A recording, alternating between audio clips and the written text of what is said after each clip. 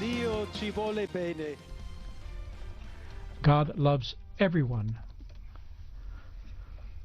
Evil will not prevail. We are all in the hands of God. That's the Vatican's new Pope, 69-year-old Pope Leo XIV, formerly Cardinal Robert Prevost, a Chicago native, the first U.S. Pope to be elected. Good afternoon, everyone. I'm Estela Casas. Thanks for choosing KTSM 9 News Now. The selection of the first ever American Pope is prompting reaction from across the globe. Our DC's Raquel Martin joins us from the Basilica in Washington, D.C. and tells us more about the new Pope. 69-year-old Pope Leo XIV, formerly Robert Francis Prevost, is a Chicago native. I was here the day Pope Francis passed away. There was black drapings at the front of the church. Today, bells rang in celebration. From the moment white smoke rose from the Sistine Chapel, loud cheers erupted at the Vatican. Pope Leo XIV emerged as the next pope, the first American to lead the Catholic Church in its 2,000-year-old history. La pace sia con tutti voi. Peace be with you were his first words uttered as Pope. In his speech, he promised to carry on the legacy of the late Pope Francis. Francis brought then Archbishop Robert Prevost to the Vatican in 2023. Prevost went on to lead the powerful office that vets bishop nominees from around the world and helped spearhead revolutionary reforms. It was an emotional debut for the history-making Pope. He was born nearby Chicago in 1955. He climbed the ranks of the Catholic Church after serving as a missionary in Peru, where he holds dual citizenship. Celebrations continued back in Washington. Such an honor for our country. President Donald Trump says Pope Leo's American roots caught him and others off guard. We were a little bit surprised, very happy. It was just a great, absolutely great honor. President Trump says the White House right now is coordinating a meeting with the new Pope. For now in Washington, Raquel Martin, back to you. And there's reaction here at home. KTSM spoke exclusively with El Paso Bishop Mark Seitz, who says he's very happy by the news. Bishop Seitz also talked about when he met with the new Pope last year in Rome when he was still a cardinal. I met him this last fall when he called and invited me to come to Rome and speak about migration to new bishops.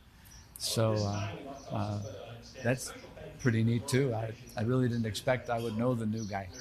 KTSM anchor Monica Cortez will have more from Bishop Seitz' exclusive interview coming up tonight at 10.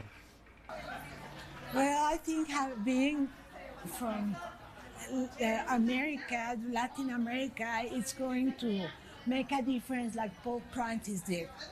Hopefully it will be like him, so humble that won everybody's hearts.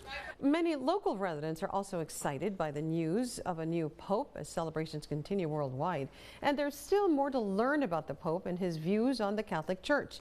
Today, our Diana Castillo sat down with a UTEP religious study professor to learn more about this election process and why this election of Leo XIV is so important to the border. She joins us live from Central El Paso. And Diana, a historic decision at many levels. Estela, that's right. Now, the professor tells me that this will have huge implications for religious education across the world. Now, here in El Paso, the Catholic population is made up of more than 656 people. Now, Pope Leo XIV, originally from Chicago, he spent decades serving as bishop in Peru, meaning he has a Latin American background, something that could play a big role in his approach to migrant rights and immigration.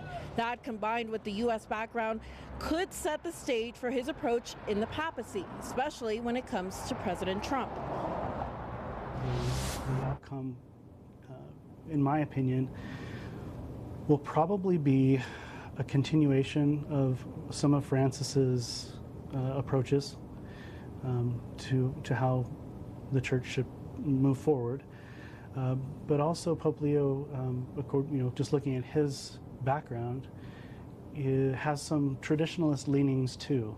And so I think it's significant that the church has chosen someone who's kind of middle of the road politically. Now, Pope Leo XIV is known for his work with marginalized communities and is expected to focus on inclusion, justice, and compassion, values he championed throughout his ministry. Now, coming up at 6, we hear more community reaction, as well as dive deeper as to why this is being called historic. But for now, from Central El Paso, Diana Castillo, KTSM 9 News. Thank you very much, Diana. And the Catholic Church is more than 1 billion strong. And being from Chicago, many baseball fans wondered if the new Pope is a Cubs fan or a White Sox fan. Our NBC affiliate in Chicago spoke with John Provost, Pope Leo XIV's brother, who confirms the Pope is indeed a White Sox fan.